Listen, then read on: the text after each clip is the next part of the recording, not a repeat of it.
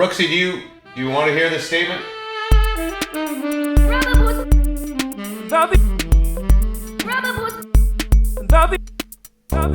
the Rubber Boots Podcast, Season 8 of the podcast, brought to you by BetSafe.net. BetSafe.net. Thank you for joining us, we'll sure you have no regret. Even we can't believe we're not canceled yet.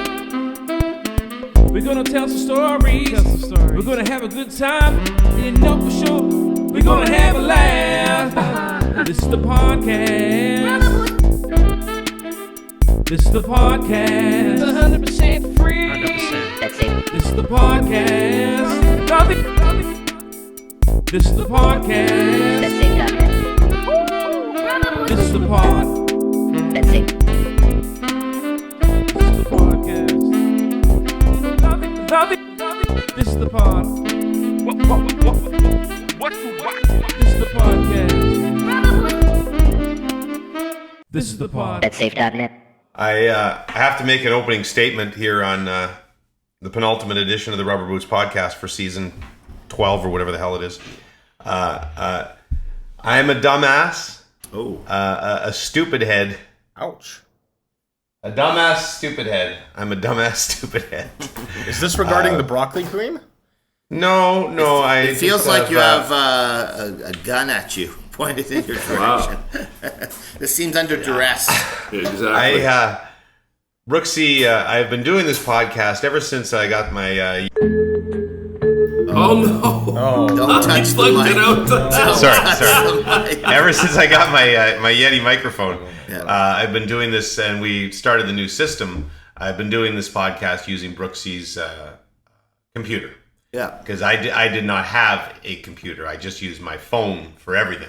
That's fair. Including the podcast. But we tried to improve the audio quality for the listening and viewing pleasure of our audience. So, Of course. Brooksy uses her computer a lot. And so she doesn't necessarily enjoy the fact that I take it away from her for an hour, particularly if she's busy doing something. Mm-hmm. And so I have a computer. I finally got a new computer, but it's been in the box for a month. I haven't been able to break it out. And so every week I say, Brooksy, this is the last time I just need to borrow the computer for an hour. And she says, she's very kind. She says, no problem. And then like 3 weeks ago, she said, but you have a computer now. And I said, yeah, I'm going to get to it. I got to get it out of the box. And then it's now the third week running. So she gave me the computer with the promise that I would make a statement to the audience that I'm a stupid head and a dumbass. That is fair. Wow. Have you looked at the web browser history? That's what I want to know. See. Yes. That is Yes. I don't think Paris. it's the same. Let's actually do this. Can I do this without killing the I video? think so, yeah. Okay. You should be able to. Hold on. This could be a box you don't want to open. This is that's good. You're just It's all- You launched the very podcast hey, Brooksy's very trustworthy, Yeah. but everyone has a Whole other secret. direction. Yeah, absolutely. Can you That's guys someone still with see many me? secrets. Yeah, Do we you can guys still see see me Yeah, we with can see this? it. Oh, Yeah, okay, we I still can't see see it. it. Intermix, women's designer clothes, intermix. There's about 50 intermixes. Mm-hmm. And then lovers and friends, Mara knit pants in pink spandex. So she was looking for some other piece of clothing. And lovers Zimmerman and friends billow of blouse in mini floral lilac. Nice. A Braswell top in blush. And then there was some Pinterest. Interesting. What's going on there? Even go back, and then we got Sounds like she's running up the bill there, Jimmy. no. Jimmy, would you have rather found porn than all this shopping stuff? You know what I'm saying? Rossi lace-up high-rise bootcut jeans. This is sounding pretty exciting, actually. Jimmy's got a nice Okay. summer coming up. All right. Well, let's hope he sees these jeans. Anyway, so Brooksy, I apologize publicly. This will be the last time I use your computer. I'm going to crack my new computer out of the box as soon as we are done here. Puffy, you look a little red-faced. Like a lobster. And, Yeah. I was wondering what's been going on. I was outside yesterday. Very hot in Toronto this week, and Barrett had his school track and field meet yesterday, and I thought I had timed it perfectly, and for a little jump in, watch for 20 minutes, and get out of there. But timing was a little off, so I spent 2.5 hours in the sun, unprotected, with a puppy who everyone thought I was mistreating because I didn't have water for her. Oh, So, I thought you said because I left it in the car. No, I brought worse. it. But everyone's like, "Where's our water?" I'm like, "I didn't think I'd be here that long." Track meets as a parent, I should have told you about this, Puffy. The single worst sport to be a parent in is swimming. I agree. I've probably talked about this on the pod because my daughters were both competitive swimmers when they were younger, and The water bill's you go to crazy. the meet. The meet's probably 10 hours long. Ugh. Your kid swims, 5 times in those 10 hours. It's not like the Olympics where it's, race, semifinals, finals. Mm-hmm. All they do is there's 20 heats and they just time the heats. And at the end of the day, they post the results 8 hours later. So your kid could win the heat and come 10th. So there's no satisfaction of the thrill of competition. Yeah. Or they could come 4th in their heat and come 6th. It doesn't, and then when you go to practice, it's just these kids swimming back and forth. You can barely even see which is your kid they just do laps. And you're in this hot, cooped up pool, sweaty in the middle of winter with 8 layers on. The single worst parental sport, swimming. I warn all of you would-be parents. Now, great sport for the kids. Great, it's good for them to learn so they don't drown. All ripped. Yeah, Let me ask you something. Did the parents get aggressive in any way with the because we've seen all these videos on YouTube of Donnybrooks breaking out at the minor hockey tournaments and whatnot. Is it like that in swimming? Somebody get tossed in the pool? Look, and now granted, I was never at the Nationals or anything like that. But That's where it goes down. Swimming parents seem pretty calm to me in retrospect, probably because of the nature of what I'm talking about. There's no, it's not like soccer or football where there's fouls and you can scream at the ref. They don't know scream what's at the- going on There's no anyway, ref. so- There's no really ref. I guess if you got a DQ for some reason, that maybe parents could get upset. But no, swimming parents were pretty calm all in all. Track and field, anyway, Puffy, would probably be the second worst, because similar situation where there's 8 gazillion events at a school track and field meet, and your kid might be in 1 or 2 or 3 of them.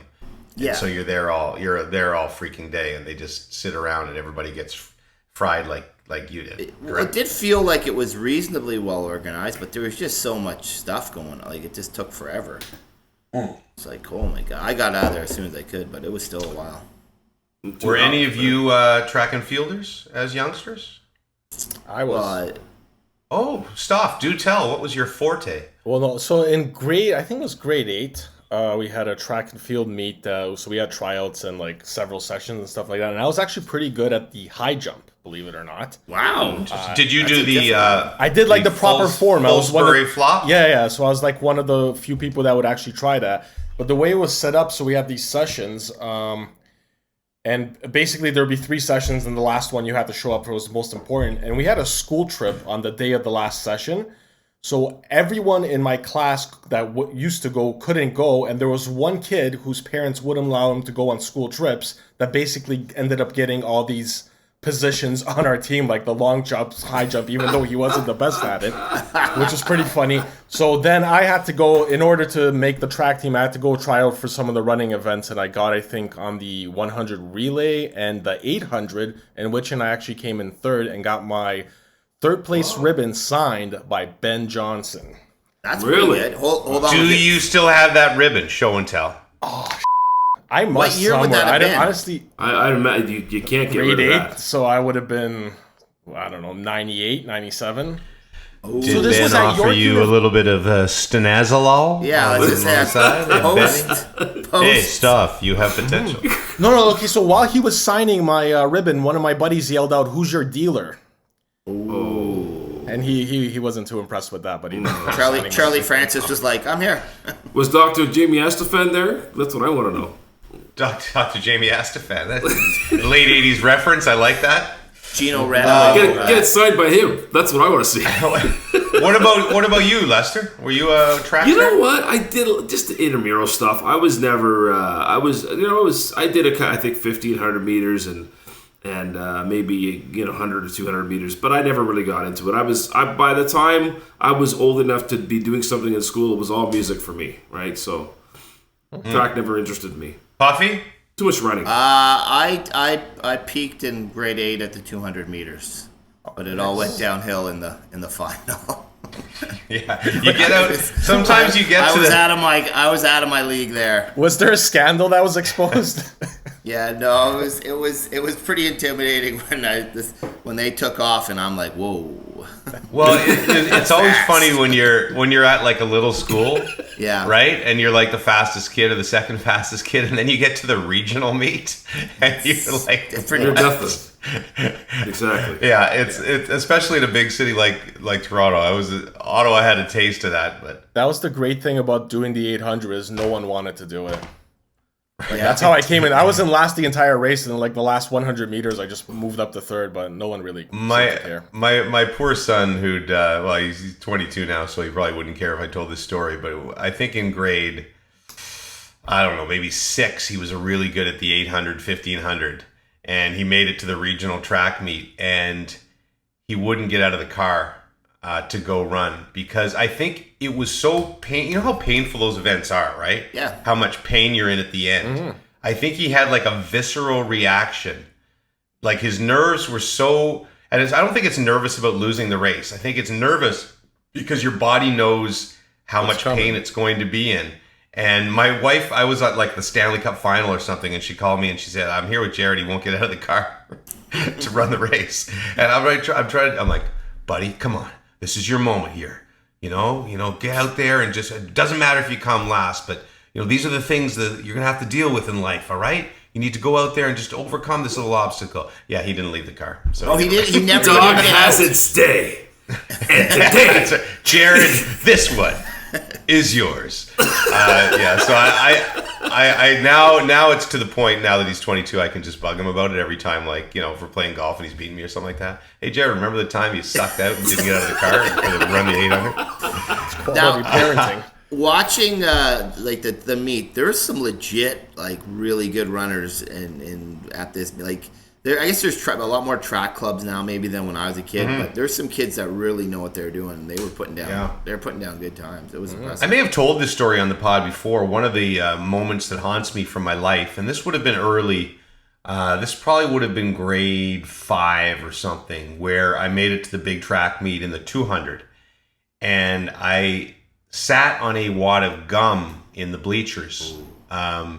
And it was all over my shorts. Gum-ass. And I think there was a girl, I think like Cheryl or Allison there that I liked. Deep. Yeah. And I didn't want them to see the big wad of gum on my ass.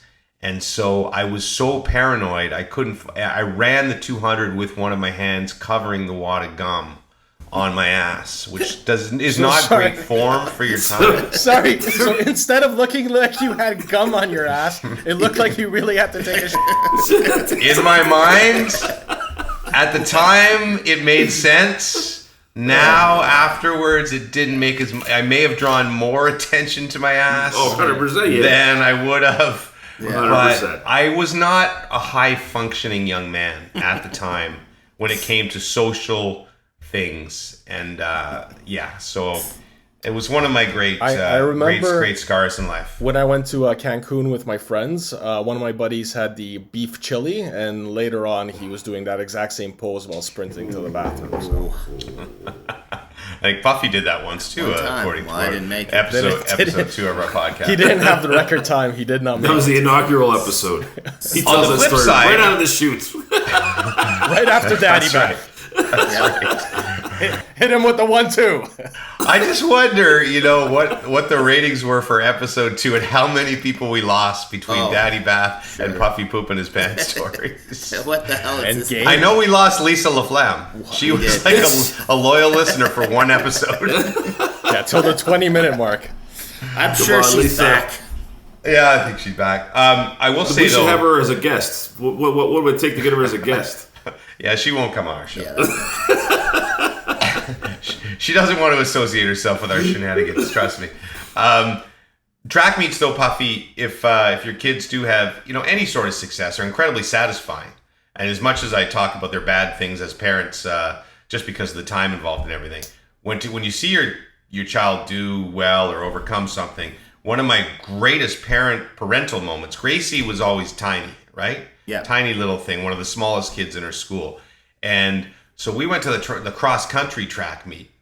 And she was a dogged competitor, Gracie, still is, like at soccer, right? And so she takes off in the race, and I think I talked about this maybe in an early episode, how I was a bit of a psycho parent, like running to all the different spots to give pep talks. While most of the normal parents stood at the finish line drinking coffee, Yeah. I would run to periodic spots in the race to give her updates. I wonder on where how she was gets doing. it from. And to trash talk the other kids. I did say things like, "She's tired. They're tired, Gracie. You got them." Hack the bone. She has no will. Did I show that video in one of our early podcasts? Like, there is because I'm filming her at the same time, right? Basically what I was doing was trying to get footage. I was being the good parent trying to get the filming, but I didn't realize I was also being the psycho parent while I was filming. Yeah. So the footage is like of Gracie running and me yelling, "Come on, Gracie, you got these losers." Anyway, so Gracie's in about 6th place, and they disappear into the woods for like about 300 meters. And then there's a sprint out of the woods to the finish line. And I run back to the finish line, and Gracie comes out of the woods first. And that is, that's just a moment where my little kid beating all these girls that are like a foot taller than her. It melts my heart to this day. That's the exact same ending to Meatballs. Is it? You ever seen that movie? Of course, it's one of my favorite movies. That's how it ends? Yeah, remember it ends on the race, and it's the little guy who's the main kid and Wins the race. and he wins the race. They go in the woods, and then he Comes out, and he wins. So well, that there you movie's go. awesome, so underrated. Oh, Meatballs is the classic of all art. Yeah. Is it though? Like, would it hold up today? Should we do a viewing of Meatballs? I watched it in the last 6 months. I have no idea what Meatballs is. Oh, you got it's. I think I the thought you whole were talking thing about is on YouTube. Cloudy with a chance of Meatballs. First. No. It's like Meatballs the was early 80s like we were teenagers, kind of classic first camp movie. Yes. Right? And it's I amazing. don't know this film. Bill Murray plays the head counselor. So Don't say no more. Right. and Yeah, he's, must watch he's because Bill Murray. fantastic in it. Yeah. That's homework. Watch that. So, Puffy, I don't know. See, this is a proper application of sunscreen. I was in the sun yesterday for 15 hours. And look at I look pale. Yeah, you do look pale. Paler than usual. Played the 54 holes of golf at TPC Osprey Valley yesterday. They had a big event out there, and kind enough to have me out to play the 54 holes. And I love golf, as you guys know. Yeah. That's too much golf. When did it hit the wall? When did you hit the wall? The second hole. Well, to be fair, in that weather yesterday, like that, Yeah, yesterday it was the was a hot hottest day. day of the year. Only second to today, I guess, probably so far. So Well, we did the problem for me is I've been kind of burning the candle at both ends for a variety of reasons, not all of which I'll get into on this podcast for the last couple of weeks. Part of it's golf, part of it's work, and so I've been getting no sleep. And then we did the game, whatever, the Cup Final 3, Game I 3. guess, right, Puffy? Yep. So, I mean, we were out of there by 12:30, something like that, maybe? Around there, yeah. I was late. Yeah, so I got home at like 1:15, and by the time I got to bed it was 2. So we had to be at the golf course at like 6:30. So, and it's an hour from my house, and so my wake up call was like 4:45. That's not a lot. So of I sleep. got 2 hours sleep, and I was just completely gonzoed. Like I didn't, I like to do the warm up and stuff. I just went right to the cart, and for our first hole was like this par 3 over water. I proceeded to crank 3 straight balls in the lake, and I was so tired. But I had a weird, like it took me until about 4 in the afternoon, which is 8 hours into the golf. Yeah. Before I started to actually get a second win and start playing decent golf. And so, but we teed off at 8 a.m.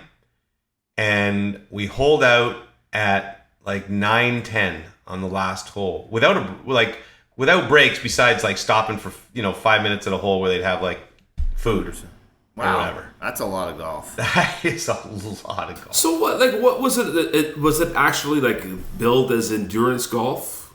That type of No, thing? I mean we were riding carts and nobody was walking in that stuff. It was 41 degrees. This is because this is the longest day of the year, right? Yeah, it was just an event. I have a relationship with the guys at TPC because that's where we've done those 2 matches the last couple of years, the Kyle Dubas, Jeff O'Neill, Jerry D match, and then last year with my pal Sean McKenzie against Mark Scheifele and that.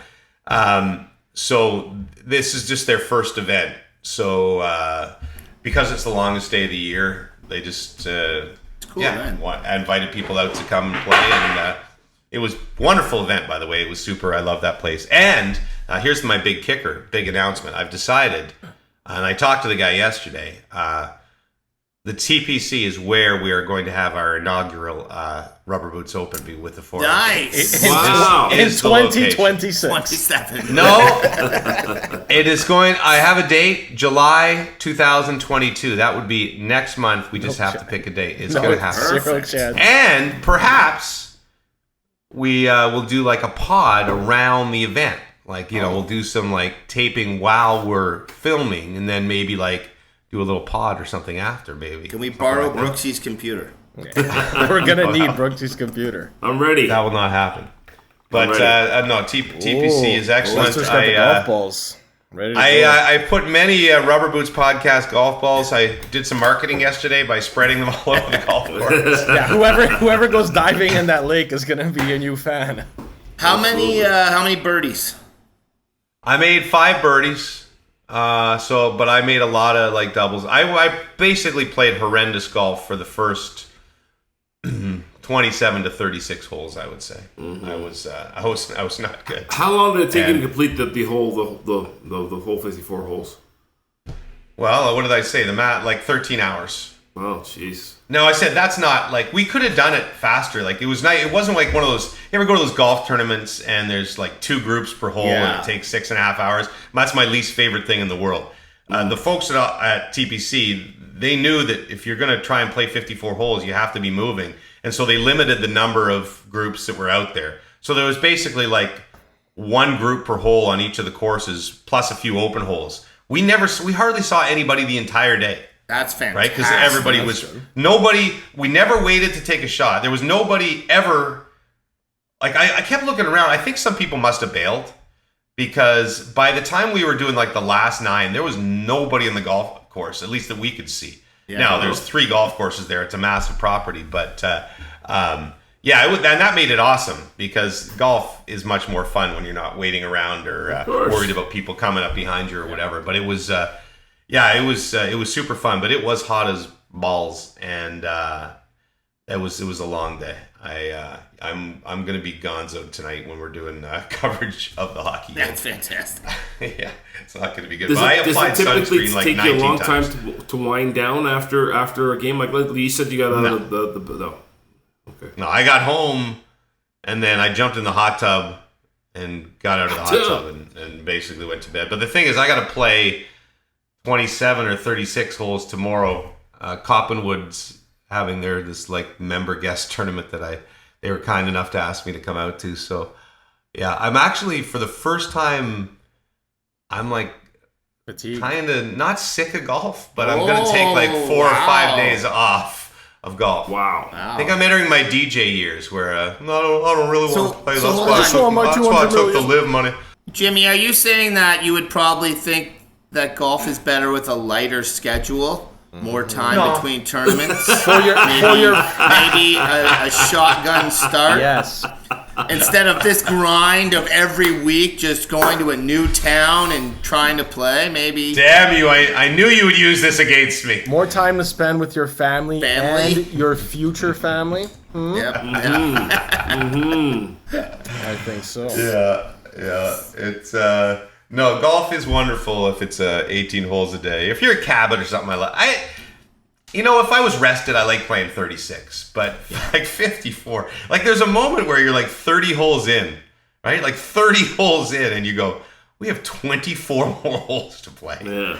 It's 36 is better when you play and then you have a spontaneous decision to play another 18 Yeah, later. or like an emergency 9 Yeah. or whatever. Where it's when you're like starting the day and you're like 36 holes. That's when it feels like a chore. But Well, the other part is if you play, like when we go to Cabot and play 36, you have lunch in between, Yeah. right? You finish, you go sit down for an hour, you have a beer, you have a burger, and then you go play again. This was like we did not stop for the entire 54 holes. It just, but like they had lots of food and beverage. You could have gotten, like it would have been dangerous for like you, Puffy, to do this. I had one like Bobby Margarita, which they offered at one of the holes. I don't know if you saw my Instagram. I saw that. But they had booze on like every second or third hole. And if you would really, yeah, like I don't know how, like that would not have been a functional thing for most humans to drink every third hole, to be out in 41-degree sun for 13 hours. That'd be a tough one. So I don't know if I saw a few like Uber limos kind of waiting for people. So some guys had probably planned it that way, but I was not going to do that. I probably had 30 waters / Gatorade / BioSteels or whatever. So, and we lathered up. So anyway, thanks for TPC for having us out. What else did I want to talk about today? So we have our tournament. Going to book it in July. Sweet. It's going to be exciting. First ever Rubber Boots Open. This is our second last episode. I'm not sure exactly when the season finale will drop. Before September. Sometime in the next couple of weeks. Yes. Sometime We're before aiming in the summer. the next season. You know what we could do, because we're very innovative? We could do our season finale after we do next season's season premiere. Mm-hmm. Who's ever has that ever been done? Not yet. Let's do Not it. Maybe we'll do that. That'll be our We thing. should go through things that we promised that we didn't do this year because we have an open, honest relationship with our listenership. That's going to be an entire podcast. That's So 100%. we did not deliver merch this year. Yeah. But we were close. one. There was discussions. Oh, I had literal talks with the guy was last all summer, and then lined I forgot to call him back. So merch. Lester and I were going to record some old Hall and Ass songs. Yep. Those were almost great. That did not happen. That's still going to happen. It's going to happen. It'll have Season to be 12. the off season. It's a tease. Off season. Eric 12. Stone Street was not on the podcast. And available, too. Guys, that was more He by available. choice at this point. Yeah. He's not hot anymore. No, he's not hot Yeah, anymore. exactly. The window closed for him making an appearance on us. And no matter how much his agents pester us, And I just don't think Stone Street. Four of us could host that Domino show. Yeah, exactly. It's a joke. No merch. No. What about the Dream Analyst? We're supposed to have a Dream Analyst did Analyst. not That's come on that's the for a show. season finale. I will get that. Another year. We had multiple segments that we probably didn't do. I can't think of any off the top of my Well, we did top of have my a head. segment called Jimmy's Summer Adventures, and I think that had 2 installments. Yeah. And the best part was some people kept asking for it. We just never delivered. So maybe Next season. yeah, we'll do last summer's adventures. Okay. Yeah. Okay. No. I'm gonna make sure that this summer is full of adventures. Nice. All right. But last summer I did have a lot of stuff happen. So, all right, that's on me. Maybe it'll be Puffy's summer adventures. Maybe it'll be Lester's summer I'm adventures. going Maybe it'll be East Coast. Where are you going? PEI? Halifax and then PEI. Wow. Vacation? Vacation Puffy. family, yeah. Nice. Puffy. I wrote about this in my first book, The Day I Almost Killed 2 Gretzky's, which is a misleading title because it's a bunch of different stories. I would write about my kids and things, and but I think it was pre-podcast days. We took a family trip to PEI. The kids were younger. I think they were like 6, 4, 2 kind of age when we did our PEI trip, which also coincided with a guys trip. So I had a family trip and a guys trip going on at the same time, which was pure and utter chaos. Anyway, the one lingering image from PEI, beautiful province. I love PEI. I would recommend you all go there. But the summer we happened to go to PEI was the summer of the Jellyfish. Yeah, they do have man. them up there. And we were taking the ferry over from Nova Scotia. And I remember looking in the water and seeing all these things. I'm going, what are those things? Like they were the ferry was just mowing over millions of jellyfish. They were like basically you couldn't barely see the water for all the jellyfish. And we went up to what is it, Cavendish, where all the beautiful beaches are in PEI? Cavendish is, yeah, they have nice Yes, there were jellyfish every 6 inches in the water. So your little kids get the bathing suits. Hey, we made it to Cavendish. Daddy, you talked about this for weeks. This is going to be the best vacation ever. Ah, there are jellyfish everywhere. And then you went from, oh my God, we can't go swimming here at Cavendish because there was just too many jellyfish. And the mom Brooksy's terrified. Don't go to the jellyfish children. They'll sting you. You'll die. And then, like, within an hour, like, Gracie's making, like, sandcastles with the jellyfish on them, like, flopping them on top of each other, like dead jellyfish. So that, that was the summer of the jellyfish in PEI. The people in PEI told me it was like a Halley's Comet type occurrence. Oh, okay. Where all the jellyfish in the world converged on PEI for a music festival or something that summer. Convention. Maybe they knew you were going to be It's there. only in years that end with 2. So. Damn it. You're screwed. But anyway, you'll love PEI. Great, beautiful spot, underrated spot for a family. I've only been there once, and this was late 80s, but what I cannot forget is 2 things. The number one, that huge bridge, and then the red sand. It was so cool. Red sand on the beaches. Very nice. It was a summer side, I believe. Oh, it's so beautiful. We rented a cottage, with the beautiful red sand. It's just a wonderful spot in Canada. A big day today for our friend Mark Ward, friend of the podcast. Mark Ward, first of all, he is now playing his own gigs. He's lost his counterpart. He's playing solo gigs now with his guitar in Newfoundland. He got kicked out of the band. Is he Paul Simon and the other guy was Garfunkel? I don't know what happened there. We're gonna have to have him on to get the full story. But all he telling me, he's now gone solo. But also take today, him long. I don't like asking people for favors, but because it was Mark asked me, he said Tom Cochrane is playing in St. John's, and Mark Ward couldn't go because his son's graduating tonight, and he said, do you think you could hook me up with Tom? I'm like, what, are you gonna go for lunch or something with Tom Cochrane, or are you gonna go drinking together, or do you want to show him your guitar? Like, come on, Woody. He's not gonna invite you up on stage. But I got him into the sound check. Tom was nice enough.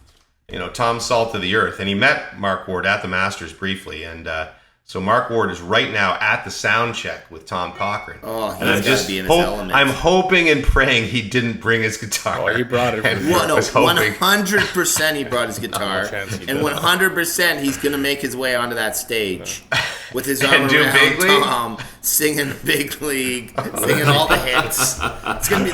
Tom's going to be like, I got to get the out of here, and he's going to be just going nuts. It's going to be. Hey, listen, you understand too. Sometimes those guys don't go to their own sound check, right? They'll have their tech do all their sound checks. So there's a chance Tom's not there. Oh, well, that would kind of be a disappointing. I'm just telling you. I doubt it with Tom. I doubt it with Tom Cochrane. He's probably the kind of guy. Well, would you be told there. him If Jimmy set it up with Cochrane, it'd be really funny if that's what happened. He's like, yeah, tell him to come to soundcheck, no problem. That would be amazing. He can do the soundcheck if he wants. It's highly unlikely. It's highly like for example, Elton John does not do sound checks. But does Elton Ron? Oh, Elton Ron does sound checks all the time. Yes. Well, Tom was doing his. I'm trying to check Newfoundland time. Soundcheck was 12-1 Newfoundland time, so it actually should be an hour and a half, right? Should be over. Yeah. So unless Mark is now lunching with Tom on George Street, Which maybe is he'll reply to me possible. here. He could also be in the back of a police car by now. It's all. He really is the type of guy that he'll be fine. He'll be he's probably on the tour now. He's opening. Well, hopefully, maybe before this podcast is done, Mark will respond to me, and I'll just call him. And in modern technology, I'll just hold the speaker up to the Yeti microphone, and we'll get an appearance. So that's what's going on there. Let's get to the rest of the podcast with our friend Christoph Momona. Alrighty, thank you for that lovely introduction, Jimmy. Let's get to the things that I saw on Twitter. Freaky pics, strange chicks, world affairs, polar bears, fake news, nice shoes, big boobs, jack dudes. All of these things and more as I sat on the shitter. Things that I saw on Twitter. And we'll start with a tradition like no other, with Father's Day just passing. Eagles fans wishing Tom Brady's daddy, Nick Foles, a happy birthday. I'm sure that the Giants fans do the same thing with Eli. Yeah. Eli makes a little more sense. We give you a little too much control this podcast. Like, I don't bring up Niners tweets, that are... What are you going to bring up? Can Lance throw the ball? We'll find out. You know what? You know how you... I didn't even know on Twitter, my ineptitude, that you can, like, sort of favorite things that will bring into your feed. So somewhere along the way, I favored the San Francisco 49ers stuff. And I didn't realize it doesn't just bring you news. It brings you, like, Niners fans tweeting about them all the time, right? Yep, it does. And so... It's terrible. I now think Trey Lance is the greatest quarterback that ever lived, because my feed is full of these Niners fans talking about how he is the greatest quarterback that ever lived. So what you saw with your eyes, that just gets overridden. Yeah, it doesn't matter, because I'm becoming convinced now. Forge along. I just have to get a charger as you're speaking here, so go ahead. All right, I shall forge along. Our friends at Bar Down put up this tweet asking if the NHL playoffs should go back to the 1 versus 8 format rather than the divisional one they have now. So let us do our rubber boots. React. Rubber Boots reacts. All right, so Puffy, let's start with... Oh, sorry, let's start with Lester. No. I'll Right out jump the in gate. right away. Fiery take, I know. I'm fiery. Look. I think yes. I never understood why they went to the format that they have right now. I mean, I'm not gonna jump on the bandwagon of Leaf fans and whatnot, but think about it. You work hard, you bust your ass, you finish first, and then you have to play a team like Tampa. Because of the way it's set up. You wouldn't have had to done that. You would have played the lowest seed, right? Yeah, there's more variety in the matchups, I guess. It just seems to me it's unfair that a team that's as good as Toronto was all year gets a team that's just as good. You know what I mean? Yeah, but to be fair, I mean, someone's going to have to play Tampa somewhere along the way, and they just, Look, there's no question about that. Yeah. But Tampa was probably, like, if you had done it 1 to 8, Tampa would have been like 5th or 6th in the division? Mm-hmm. Not 8th, right? I don't think they end up facing them. The one, to answer your question, why they did it, it was to, I guess, increase the playoff rivalries. Like, they wanted more of the same teams facing each other year in and year out. I kind of like that it still makes the divisions matter. Sure. But I don't know. I'm not completely sold on it. And, like, yes, every single year someone's going to get potentially screwed and have to face a tougher team than they would have to. And in a way, that's not fair, but... At the same time, if you have a playoff tree, at some point you're going to have to go through the toughest opponents. So sure, I don't think it's completely unfair. I'm actually good either way. Puff, what do you think? And the other side of that is that, like, some years your team's going to maybe have an easier matchup than they deserve because their division's crappier. So I don't mind it at all. I actually want them to go back to the all Canadian division. So the least I would love that as well. I like the 1 versus 8. I just I like it.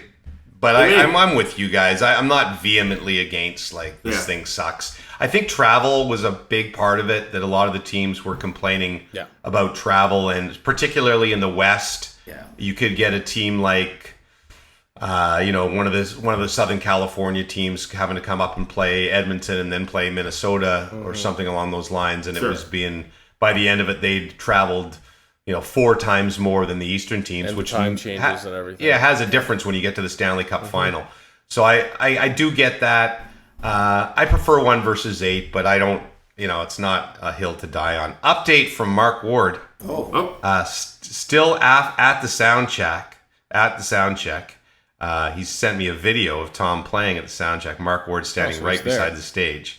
He's going to get to meet Tom after the Soundcheck, and Jillian, Tom's manager, has put him on the guest list for the show later tonight. Mark's going to go to his kid's grad, then basically say, "Screw you, kid. I'm on the guest list for Tom Cochran. Take the photo in the gown, get the hell out of there, send the kid home in an Uber, and go see Tom Cochran." His kid's going to be like, "So can I come?" He's like, "Sorry, I only got myself on the list." No, it's only myself. Myself and the girl I met on Tinder about an hour ago. Wow. She's my plus one. Oh, he's definitely on the Tinder right now, just swiping right. His bio says, "I have 2 tickets to tonight's show." A shot of him and Tom, that'll be his new Tinder profile. It's going to be amazing. Okay, sorry, Stoff, forge along. All right. As we reacted to that, we will also do a rubber boots react. React. Rubber This Boots is the React. latest product from Swiss Chalet, which is their ice cream Nashville hot chicken sandwich. And I sent you guys the tweet with the picture. It is what looks like a spicy chicken sandwich in some sort of red Nashville sauce. So I imagine that's spicy as well. With a serving of ice cream on top in a bun. Now, they only serve this in restaurant. Obviously, takeout would probably melt, I imagine. Your thoughts in seeing this? Would you try it? Jimmy, it's kind of your thing. You love your desserts. Yesterday, I would have. Yesterday, that was one thing about being outside in the sun so long. You get famished. And I know it's mostly dehydration, probably. But they had this, like, I was eating everything they threw at me yesterday. Like, funnel cake is not something I would normally eat. And I was like, give me a triple serving of that funnel cake, please. Something, anything. So, I did have, when we were at the Super Bowl in, I don't know, it must have been a Southern Super Bowl, because I went out with a couple of CTV folks for the whole fried chicken and waffles thing. Yeah. Which is a huge thing in the States, particularly in the South. Yeah. And I was not, I think it was in Arizona that I went out for it. And it's not something I don't really like. Listen, I like my sweet stuff and my. Did they give you stuff. the giant scoop of butter as well with it? Yes, Yeah, and yeah, it was yeah, it was amazing. Like I actually did love it. I mean, It's brilliant, but it's you just couldn't so have it more than heavy. once every Is year. the fried whenever chicken you like die. Exactly. KFC, kind of like that kind of quality? Yeah, better. I mean, it's I don't better. I can't remember if KFC is a sponsor of anything on our network. So think KFC is KFC. a fine fried chicken. But it's like at a restaurant you're getting like fresh sort of homemade fried chicken. I guess that's what KFC would be too. Hey man, KFC. Were you too young? Did you get the KFC like in the buckets and then get it for lunch the next day cold? Yeah. So In your I was lunch? always a Popeyes guy. Really? really. Yeah, I don't Popeyes. care for the spicing of the KFC, but I prefer the Popeyes. Yeah. My buddy swears by Mary Brown's. Oh my lord. He's like constantly. Is it's he a like my sucker for Twitter- putting pickles on top of a sandwich for some reason? He just he says Mary Brown's is the best. Every time there's a new ad, he's sending it to me. And there's one by my house. I think I'm gonna buckle and try it. Maybe he's got shares. Is Chick-fil-A fried? That's Fritchie, Brad But Fritchie. that's in the States only, I believe. No, they have one here. They have one in Toronto. There's one in Chick-fil-A is now Oh in yeah, Toronto? they brought one to There's a Toronto. big protest or It was something. a pop-up shop, wasn't it? Oh, maybe. I don't know. I just remember be. being on the People in the States freak out about Chick-fil-A. What is it? Have you? I don't even know if I've ever tried Supposedly Chick-fil-A. it's really good. I know they're closed on Sunday. They're like religious nuts, and they contribute money to a lot of questionable groups, like the really questionable religious groups. There's a lot of homophobia. Yeah, the biggest tons of it. thing was that they So were their really? thing is they're closed on Sundays, but I think it's like in MetLife or something. They have basically like they have a stand there, but it's never open for the football games on Sundays, and so it's only like for So is anyone here tried concerts Chick-fil-A? midweek or something. I've never tried it. No. I've never I had want it, to. no. But is Chick-fil-A like is it famous for the fried chicken or like the just like a? I think of the fried chicken. It's the chicken. Normal chicken. The chicken. Definitely, it's a chicken joint. Chick-fil-A. It's chicken. No, I get it. It's But a I meant fillet of chicken, Jimmy. a fried chicken or But a like, is it normal more like pizza. is it like Swiss Why can't I Chalet think of the or- word? Like It's a vegetarian cuisine. grilled chicken. Grilled I chicken. know what you mean. Yeah. Jimmy, do you think? Hold on. Do you think Americans would go nuts for grilled chicken? Yeah, probably not. No, fried. But Southern Americans too. Yeah. Like I love that kind of American food. Like I love going to barbecue in Texas. No, But to do it all the time, No. I man, hate you it. can't. It's like I'll why tell you what it's though. it's a Sometimes large a couple nation. times back in the past, I've done some rib festivals. Oh man, that's some good eating. awesome. We Amazing. used to have a Good rib fest here in Bradford that was literally a 200-meter walk from my house. Yeah. Incredible Really? stuff. You got to come down to the Aurora has a rib fest. I think in August or September, the big Aurora rib fest. Except that it used to be like mostly it ends up being like a thing for the teenagers. Like my kids would go when they were 14 and 15, and then 200 kids would be arrested or something like that. It ended up being a mayhem show. It ended up being like basically an Aurora's underage a drinking different place, an underage drinking festival. What happens is in what the it would burbs, be. man? We stop. It goes with that. down in the burbs. Puffy, when I had children, You just lectured me on and on about what would happen in the burbs, that they all get pregnant at 13. Wow. And they're all drinking at 8. And how and my kids turned out just fine, all right? You got Puffy? lucky, the other 8 kids the other 8 out of 10 all got pregnant. That's so wrong. You had the lucky What kid. else, Stoff? All right, we finally have a definitive decision on the Live Tour, and it comes from one Charles Barkley, who he says he does not blame any golfers for taking $200 million to join Live, because for $200 million, he would, and I quote, kill a relative. The propaganda that Not is great for the Barkley family, probably. the propaganda, the Live propaganda that is spun on this podcast is really disgraceful, to the point where Bump listening? had chat. No, but Bump chatted with me this week, and he had some harsh words for both Puffy and Stoff. Yeah. Wow. Bring him Bump on. also We're gonna have the Bump debate. a PGA Tour guy who thinks the Live Tour is an absolute and utter joke, and Yeah, just as more and more players jump and join. he wanted me to express that to you. Actually, he wanted to come on the pod, but we forgot. So, Well, we should do that. We'll tease that for the finale. We will have a intense debate with Bump. Okay, we're gonna have Bump, and we Rory got McIlroy. Rory McIlroy, Greg Norman, and Bump will do a round tobo. I heard Rory- Rory's the next guy to jump. If he Rory- jumps, Jimmy No, will Rory's be in jumping. tears. Rory is not. Rory's 100. No, after what I've seen from Kepka now, anyone can jump. Well, Kepka just absolutely destroyed the whole Live Tour and all the Saudis and every commentary he did until about Brilliant. 3 days Till yesterday. ago. Till yesterday. Till yesterday. When, no, Well, 3 days yeah. ago when he started saying, "Well, I'm not sure. We'll see what the future holds."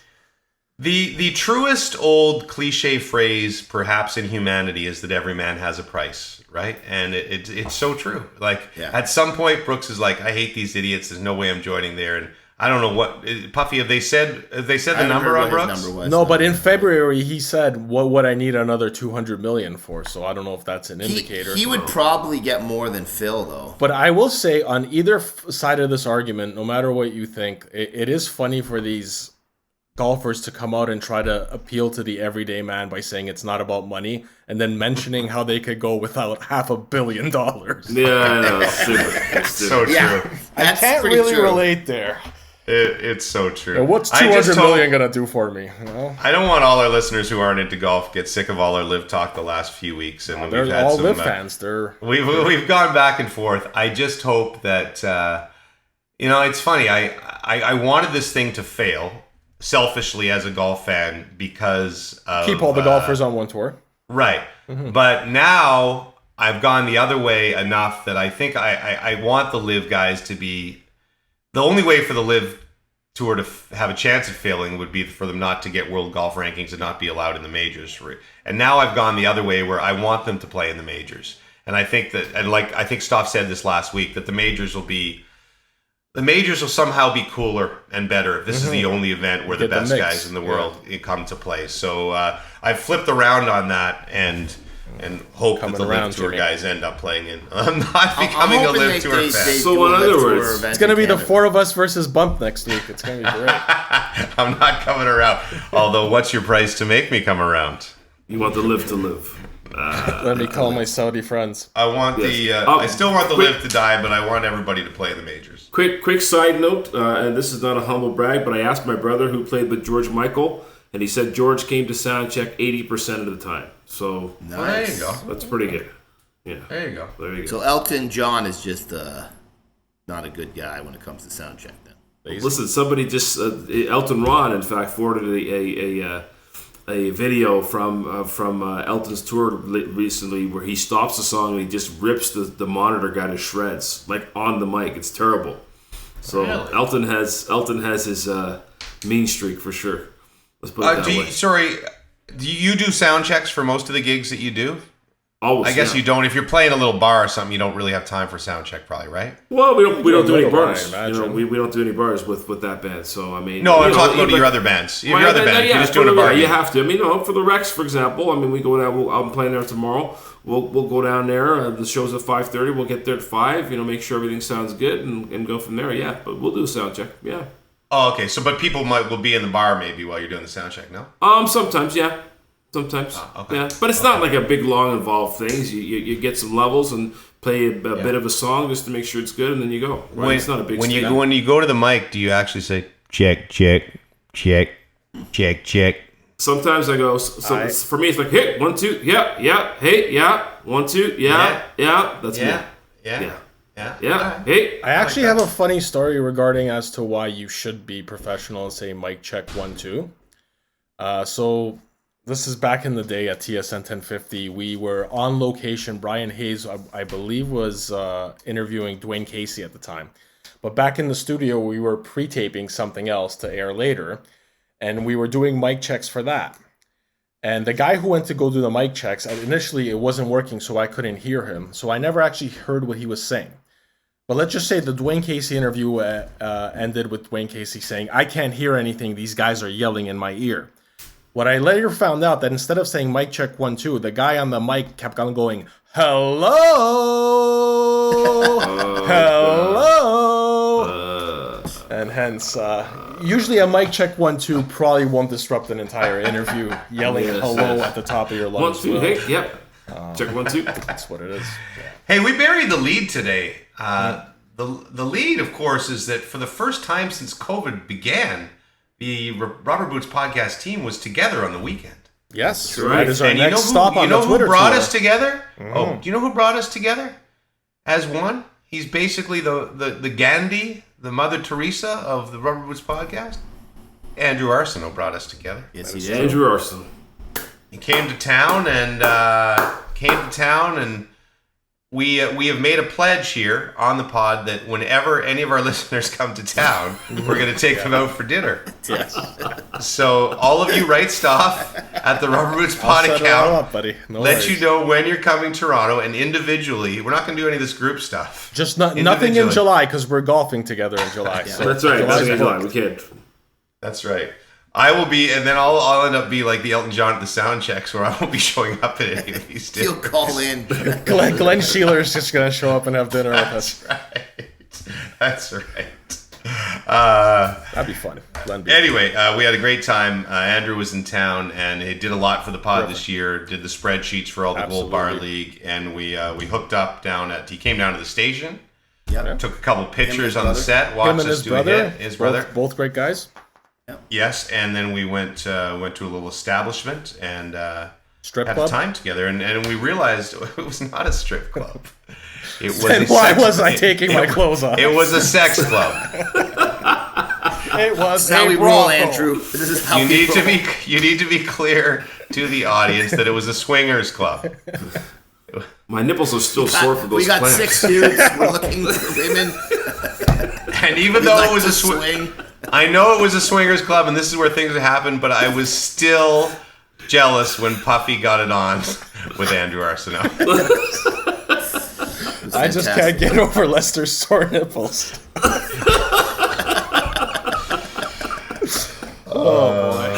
Yeah. Oh, it was great seeing you guys, man. It's been That was like awesome. we've had this little 4-box link together for the last couple of years, but Yes. yeah. So No, it was great. And very listen, nice, very nice. It was nice to definitely nice to meet Andrew and his brother. His brother's Nick, right? If I'm not mistaken, his brother Nick. Yes. No, was that a no? Or I will dub in the name here. Andrew's brother. Nick. I was Seriously, thinking though, Will. I'm terrible at names. I was thinking Will. I thought I heard Nick, but I could be wrong. I was a whirlwind when I got there, but Tom? no, it was great. It was great. One thing that I have to say though about that gathering is I didn't understand until this past weekend how obsessed James Dussy is with golf. Oh, why? Because he My left us for a God. different table? He left us. He almost joined another table because they had the golf, the U.S. Open third round on their screen. I saw it in his eyes. For the folks that are listening, and you have to understand, I'm looking. You see this look in this man's eyes, the most intense look I've ever seen in his eyes the whole time. Yeah. I've been working with him. This It is was 20 the years. U.S. Open. It wasn't the John Deere or something like that. I mean, there was wasn't the Lib rationale. It Should have wasn't seen the him Lib if for Jordan sure. Spieth was actually in the hunt. Oh my Imagine. goodness. I wouldn't have been there. I would have been in a bathroom stall. What can On you your do phone. with Jordo? busy. Hey, great finish to the tournament, I have to say. I thought it was Sunday was fantastic. A really fantastic Sunday. You know what I see? You know, we used to have the days of, let's say, Greg Norman, where like it was the choke artist city, and John Vandevelde, of course, the most famous one ever.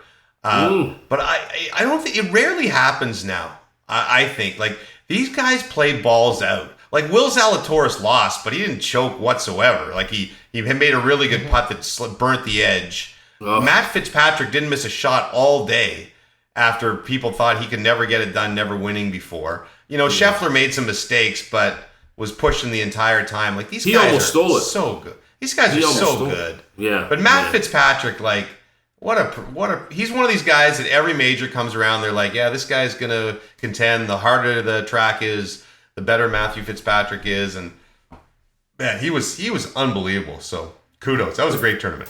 I felt bad for Hearn though. Hearn was in the mix there for a while and unfortunately fell off a little bit. David Hearn was not in the mix. No, it was a different Canadian. That was Adam Hadwin. Adam Hadwin, I'm sorry. How nationalist of you. Oh my God. Puffy, what would have happened if David Hearn was in contention, Puffy? Well, I would have been fired up. Are you gonna say choking dog? I'm sorry. I meant Hadwin. I mixed up my H's. I put my apologies. You're good, buddy. I do it all the time. Do you ever watch our broadcasts? I can't get a name straight anymore. That's a problem. The worst is when you're on. This is the worst thing when you're on TV. When you make a mistake like that, and we all know that you know it's Adam Hadwin, right? Just the different word comes out of your mouth. Yeah. And so I'll be doing that during a game, or sometimes you'll hear like even somebody like Ray or Gord Miller, and they'll say a name wrong, and they'll keep saying it like over and over, like 15 times, because there's a little trick brain in their head that some other guy from that name, or some guy will have a name that sounds like some guy I went to high school with, so I'll use that name instead. And you don't notice. Leslie with the goal. That's right. You gotta beep yourself now, Stoff. No, but you'll cut out for myself. I'm trying to think. There's one like that I knew, a guy who went to high school who has the same last name as an NHL player, but a different first name. So I always say, whatever it is, Tom Kuznetsov instead of Evgeny. That's not a good example, but Tom's a good old Russian name. Old Russian buddy from high school. I was trying to think of a distinctive Russian name instead of like an English name like Smith. I took algebra with little Tommy Kuznetsov. He was a cool kid. Yeah. Well, sometimes what will happen too is a guy will call his like let's say like Nylander, right? Michael Nylander. That's probably the most common, where you refer to the father or the brother or whatever, maybe. Yeah. But you'll do it a bunch of times, and you'll be like, that was a great show. And then somebody will say afterwards, hey, dude, you got that guy's name wrong 11 times in a row. You're like, that wasn't so good. You're hot tonight. Worse for the play-by-play guys who have to say it a bunch of times, and people are probably screaming at their television sets. Is there anything left in this podcast? Yes, there is just a little bit, if you will, bear with me. It's a Puffy edition of Listener Mail. Listener mail. Listener mail. Thank you for listening. Tessa Harrison writes, I haven't been able to watch many pods this season. Is Puffy not wearing a hat a new thing? I don't know if I can get used to seeing his hair. Is that how he got the name Puffy? Wow. Legitimate question. Yes. People usually do think that is how I got my nickname. It's my hair, or when I was wearing puffy jackets. Those are the two things I got the most. But the truth is, it's much simpler than that, is it not? Yeah, well, it's Sean Puff Daddy Combs. Yeah. Sean Adnan Virk, Adnan Virk, who is the lesser of the Virks to mini Adnan Virk, worked with us and said, "What's your name?" He said, "Sean." He No, said, it wasn't Adnan. I thought it was Dutch. I thought it was Dutch. Yeah. It was Dutch who did it, and then Adnan ran with it. I rescind all the credit I gave to Adnan for that. Any other Puffy listener mails? Well, I did ask the chat last week, how do you guys think Puffy would survive in Squid Games? How many games do you think he would survive in Squid Games? And J.I. simply wrote, no chance. Wow. See, I swear the one that will trip me up is if they do the one where you got to carve out the cookie. Yeah, that one I would even now knowing that I need a lighter to help, I will still not be able to figure it out. You gotta lick it. If you had seen our golf cart yesterday, at the end of the day, the amount of food, like mostly on my side of the cart, like all over my clothes, the cart, I would have no chance. I can't even eat properly, let alone carving a cookie out. So you're not alone there. J.I. also adding, does Puffy clean his glasses? However, I will say your screen much brighter. Your glasses much today. less foggy this week. You look good today. Now, I'm a new glasses wearer person. Take them off. I want to judge if you're sexier or not. Oh, I can't see. No, I'd do him. Now put it back on. Sexier, but this looks smarter though. Yeah. Like I'd buy insurance from this guy. Would you Yes, buy insurance for me? I think so. Geico? I get you insured on your truck. Hold on, we do Jimmy have does someone. not get that reference. Someone did write in regarding that STD from a car story last week. That was David Yeah. Carson saying, getting an STD from a vehicle is nothing new. Remember that time Jerry's girlfriend got gonorrhea from a tractor? You gave me gonorrhea, you didn't even tell me! Sorry, I gave you gonorrhea because I thought you'd have fun with it. Hey, I'm with someone. No, I understand. This could be a tough thing to deal with. The important thing is that you have a partner who's supportive. Unfortunately, I didn't have a partner. I got gonorrhea from a tractor. You got gonorrhea from a tractor? And you call that the tractor story? Seinfeld reference. Yes. Love those. Terrific. Just to close the loop, though, I would date this Puffy. Take the glasses off again. Yeah. I'd have a one-night stand with that guy. That's how I'd want it. That's what I want. You see him with his glasses off. Watch out. Well, we'll come back to listener mail, but since we want to get to this, Jay them writing in last week, Stoff, I got you. I will win you Lester's money after we obviously redrafted our picks. And that is for the Platinum League. Yes. First there was gold, it was successful, but now we go to another level. It's so much better, and you don't see the Platinum League, the Platinum League, the Platinum League. Wow. Let's just say it. Wow. Wow. This is one of the greatest victories in the history of sport. There was Francis Ouellet, the caddy, winning the U.S. Open, which was referred to basically every 3 minutes on U.S. Open coverage on the weekend. I might have said his name wrong. The young caddy that beat the greatest ever to win it's called The Greatest Game Ever Played. They made a movie about it. That's one of the greatest moments in sport. Maybe Secretariat winning by 30 laps or whatever and winning the Triple Crown. Borshevsky's goal against the Red Wings. Yes, Borshevsky's goal against the Red Wings. Nick Foles and the Philly special, of course. And Bob Weeks winning the Platinum League. This Unbelievable. is Incredible. unbelievable. I mean, from the depths of the first up division, he crawled out of there. He spanked the living you-know-what out of Jimmy. He played me in order to progress to the Platinum League and what people in Spain still refer to as El Clásico. He edged up the win there and went on to dominate his group and the knockout stage. And it basically all came down to him beating Jadem 4-1 in the final. We got some congratulations from last year's winner, Jeff Laughlin, saying, "Congratulations, Bob. Welcome to the Champions Club. Angel of Death takes everyone out just like Duthie's dream." So the Very prediction classy, came very true. classy. Canada Dingle writing in, will Bob Weeks be wearing more than a towel to accept his reward? So now I think this is a reference to that Masters episode from last year where Bob did kind of bear oh, out. yes. He did a flash test just with a yes. That was weird. So I think that's what it's a reference of, but maybe not. Maybe just. Is there going to be a really free guy. champions dinner after Jeff congratulated? Is there like the Masters will be Jeff the and venue? Bob, Jeff And and Bob Bob. gets to choose the venue? It's KFC. Amazing. So the most Bob picks- recent winner picks the menu. That's how we'll Picks do the it. I menu. guess. Most Yeah. recent picks menu. At the And that- beginning of next season, we should actually do that. This is a really great not a bad idea. idea. Champions dinner. Bob and Sounds Jeff like have to fly to each other at their own expense. Whatever they do, it's for them to figure out. Food will not be provided by the podcast. We have to have the little things at the end of the word. Food will not be provided. None of the expenses or food will be provided by the staff of the Rubber Boots podcast. Flying door time machines also. My Makes sense. Now, this all brings us to the most pressing question of them all. Who gets the stealth driver? Now, Snack Bites Pete said, so we draw names for the stealth driver? Bring back the fishbowl and the eggs? Riveting audio. I hope he's not being sarcastic there. I know Andrew Korolnik's also made his play for the... Andrew Kroll. Sorry, Andrew Kroll.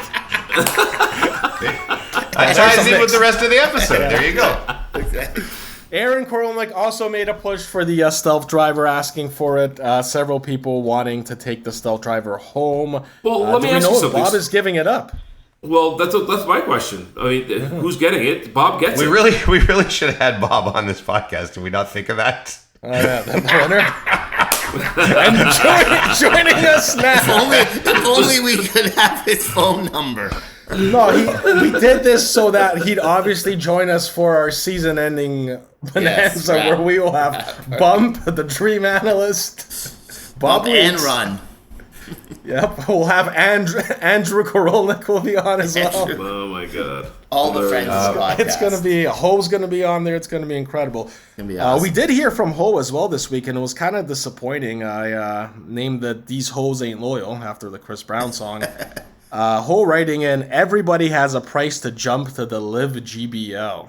Wow. Ho definitely has a price. Ho's price is 50 cents, I have a feeling. Wow. Anything is the Will price. definitely move for the right price. So do you have to leave Money now, talks. Puffy? You have to leave? Sorry. Yeah, I just got to take him to school quick. Before you leave there, Puff, I just want, I'm sorry, I mean, I'm not that I'm the type of person to brag, but, there was another little side prop there that happened there with the... that's right. Yes, Lester. We got to show Lester the money. Lester we did show have... But we did. You don't remember we did show him the money? Oh, we paid him, didn't we, already? You paid me. Could have gotten Sorry, Lester. You could have got another 50 out of Jimmy if I didn't. No, it's okay, man. It's all right. No worries. But I just wanted to say this. I'm rich.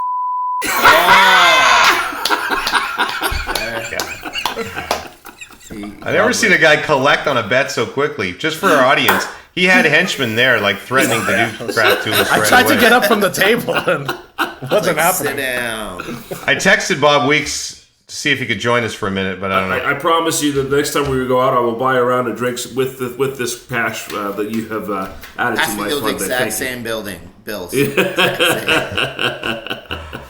I personally believe the stealth driver should probably go to the finalist who Bob Weeks defeated, because I know Bob Weeks is probably not going to take the stealth driver because he already does. That's the way I feel, but we should have a vote.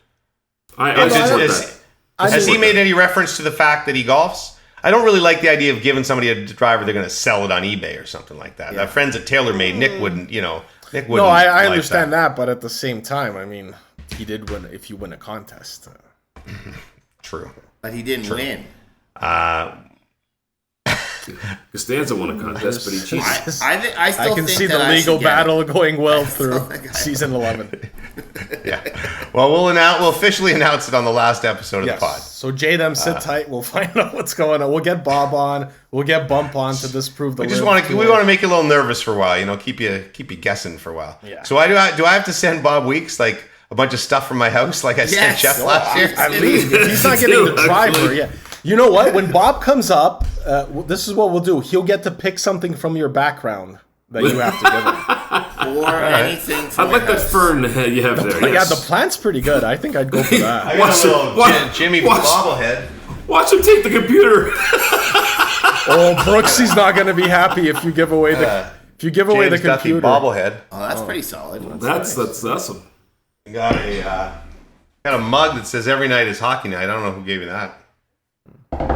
3-hole punch. Ooh, that's old school. That is old That'd school. be nice. Next week when it's on, that whole room's gonna be bare. It's gonna have moved everything out. You're just going to see the safe behind that picture frame. Or take the lamp. Do you have to leave now, Puff? Yeah, sorry. Thank you for participating, and we'll see you at the season finale. Yeah, I look forward to it. The Rubber Boots At some point podcast this year, right? All right, so let us get to. Is there any other Gold Bar League statement we need to make? We want to thank everybody for participating. We want to It was an thank, amazing obviously, season. BetSafe. We want to thank TaylorMade for obviously providing the prize. And we want to thank, again, Andrew Arsenault building the website. And also, as Andrew revealed during our dinner, he also owns the rights to several other podcast-related domains. So, basically, everything with the Rubber Boots name, he now You're part of the family now. Yes. I think he owns Hugo.com even, so. Oh my god. Well, I thought he'd never leave. What an ass. Yeah. Ow! Oh, I just had a groin cramp. That's probably left over from the golf yesterday, like a searing pain in my groin. Really? Jesus. That's Well. How did that happen when I'm just sitting in a seat? Hold on, I gotta walk for a second now. Oh man. 56 holes in 40-degree heat. That's probably That's how it not happens. Not good. That's terrible. Golf again tomorrow. Sorry, I guess you guys didn't really see all this. I turned my That's camera alright. It's off. okay. Back to listener mail. Listener mail. Jimmy, you alright? Yeah, I'm just doing a little adjustment. Doing a little maintenance. Speaking. Sorry, guys, I was just having some issues there. For a A second. little follow-up on our beer tickets discussion as to why events have them. Jeff Laughlin writes in regarding concert/food tickets. From what I've been told, people that volunteer in beer tents, the tickets are for vendors and venue to divide the sales afterwards. The vendor cashes their collected tickets for their share of the money the following day. So it's a way to organize it. Whereas Harrington writes in, it's for revenue. How often do people overbuy on the tickets and don't cash them? So, which is more in line with what you said, Jimmy. I think they're both probably true. The purpose is probably to separate it, but the added bonus is people just buy stuff, pay for stuff they don't end up using. So, Okay. Makes sense. Just not necessarily consumer friendly, correct? That's what I would say. no, a lot of businesses might not try to be. So, Yeah. buyer beware. Now we got a shower update from our friend Brian Hayden. I'm not sending pics, he said. This is the guy who listens to us in the shower. But I do bring my phone inside the shower. It's waterproof and well away from the water stream. I'm not sure why I'm teeing this up for you guys. LOL. P.S. I'm putting together a portfolio for voiceovers. I got some good ones for your breaking news. So he's trying to. Interesting. So I guess he's going to be our new voice guy. Very exciting for season 9. You better check with Andrew Arsenault first. Well, yeah, I think Andrew Arsenault owns the BrianHayden.com website. So If I start hearing Brian Hayden doing McAlpine Ford ads, I'm not going to be happy. Oh boy, that might Just be tough. minutes north of the 407. Sorry. Got this DM on Instagram from Owen Heileman. Hey, I'm contesting to be for an ambassadorship spot at an online influencers program. Can you please vote for me? So since we're a collective, I guess we have to decide if we're gonna vote or yes or no. So we'll vote for him. We'll vote for Nah, him. I have no idea what any of that means. So you're we'll vote for him, and we'll have dinner with him when he comes to town. That is what we do. So Owen, yes, you can count on our vote. We read the STD from the car already. Sean Morrison writing in that you fighting the chipmunks was in season 2, episode 21. Although it's not the original story, you do mention it at the 54 minute. You know what terrifies me about Sean Morrison? Is that he's going to unveil all the stories that I've repeated multiple times on the podcast. Including 3 from this week. Oh, yeah. Like I'm sure I told the story about the gum on the shorts at the track meet. I don't think so. I don't think I've heard that one before. No, that one was. I don't know. That was. Anyway. That was new, or we have also terrible memories. Sean also writing in, I've been called a lot of random names. Normally it's John or Shane. The father-in-law even calls me Sven. Interesting. But no one's ever called me Laird Hamilton, which you did last week, Jimmy. So that's something. It's a good nickname. Laird's a cool guy. It is. Now, I think this is, we got a suggestion for what you're watching, and I think this is a movie either you or Puffy already suggested to us in our chat, but Hustle on Netflix, new Adam Sandler / LeBron James movie. Yes. Tons of celebrity cameos and sports cameos. That's from TJ Sinclair sending that in. And so I only saw the preview for this, like, when they run, you select it and it runs a little, 30-second whatever. And my actual initial reaction was, oh, wow, this looks like a decent movie. Because unfortunately with Adam Sandler, the way it's gone, and in the later years, you kind of expect it to be a complete write-off. And just from that one scene I watched, I'm like, oh, this looks pretty decently put together. I'm not sure what the storyline is, but... Sandler is, I mean, the storyline without doing any spoiler alerts is Sandler is basically an NBA talent scout. Freelance, essentially, who works for the Sixers a little bit. I think I'm about to have to deliver a parcel here for 1 second. But he's looking for that one golden, ticket piece of talent that would put a team over the top and make his reputation. But Sandler's a fascinating actor to me because you're right. Like we love some of those movies, Happy Gilmore and such, but he made a lot of terrible ones as well. But when he does delve into like the actual acting, he's pretty good a lot of the time. He's a good actor. He does a lot of bad movies. I think would be. I think what he does is he does movies, and I don't know if I think I was listening to a pod that had what's his face, Joe Dirt on it, and who's a good buddy of Sandler. David Spade, and he said basically Sandler does movies just to hang out with his friends. So the like grown-ups, they're not really out to make a great movie. They just want to, if they're going to do a movie, they want to hang out with, Chris Rock and Spade and all the guys are buddies and hang out for a month with their families on the set. Yeah, and that's what they do. So the quality of the film sounds kind of like this podcast. Yeah, pretty much.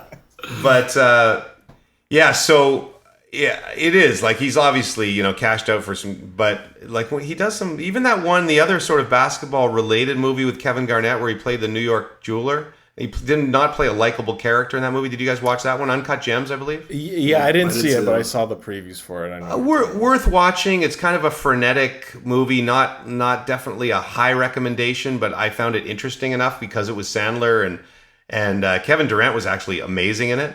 But he's good. He's good when he does those things, and I wish he does more. And maybe as he gets older here, he will. Did KD have a burner account in the movie? No. KD just kind of played like he played like kind of not an but kind of a bit of an superstar basketball player. And I think he played himself actually. But kind of his alley. No, but he had the entourage and he was kind of a dick. Funny, because if you look at his career, no, sorry, it's not KD, it's KG, Kevin Garnett. Kevin Garnett, okay. I apologize. Yeah. See, here we go with the name mixed up. I would have finished that podcast and it would have hit me 5 minutes later. I was about to do a deep dive on Kevin Garnett's image through his career, like you would have listened. Yeah, I'm sorry. It was Kevin Garnett, not Kevin Durant. But anyways, he's really good in it, Kevin Garnett. Anything is possible. I believe that is it for listener mail. Okay. Wow. All right. Well, this was a fine pod. Thank you all for participating. This, again, we'll do one more somewhere along the way over the next couple of weeks to say goodbye for the season. With featuring Bob Weeks, featuring Bump. Yeah. That's right. Yes. Mark absolutely. Ward with an update on his Tom Cochran. Jimmy's Summer Adventures, Volume 3. Oh, yes. Here's a picture. Here's a picture. Mark Ward has set in a picture of him with Tommy. And the crew. Nice. There you go. This is the beginning of something special. Moments come true. I think that's my buddy Jeff Jones there. Plays bass with Tom. Really? On the end, ball guy, yeah. I think that's Jeff. I can't tell. I think, it probably is. I think the Boy Wonder took the picture. So thanks to BetSafe. Thanks again, TaylorMade, for unrelenting support of the Gold Bar League and everything we do here. And thank you all for listening one more time. What am I supposed to say? Hit the like button, hit the subscribe button, hit all the buttons. Send us favorite reviews. Hit all the buttons. Yes. And we'll see you next time on the Rubber Boots Podcast. Hey, how are you? I got a question that I really wanna ask you. Wait, don't hang up. I need to know, so I'm gonna try and push my luck. Are you wearing your rubber boots tonight? Are they purple, yellow, green, blue, black, or white? Are you wearing your rubber boots tonight? And do you like the dunk tank at the fair? I know it's a My obsession with your choice of footwear in the rain. I know that you're on TV, but I need you to put your boots up on the desk for me. Are you wearing your Hawaii boots tonight? Are they purple, yellow, green, blue, black, or white? Are you wearing your Hawaii boots tonight? And do you like the dunk tank at the fair? This is the part they call the bridge. A bridge has water under it. With rubber boots you can wade in the water. Just don't fall in. Are you wearing your Hawaii boots tonight? Are they purple, yellow, green, blue, black, or white? Are you wearing your Hawaii boots tonight? And do you like a dunk tank at the fair? Do you like the dunk tank? At the fair. The dunk tank, the dunk tank. At the fair. Are you wearing your rubber boots tonight? No, seriously. Are you wearing your rubber boots? Don't hang up, please. Somebody. Hey? Anyone?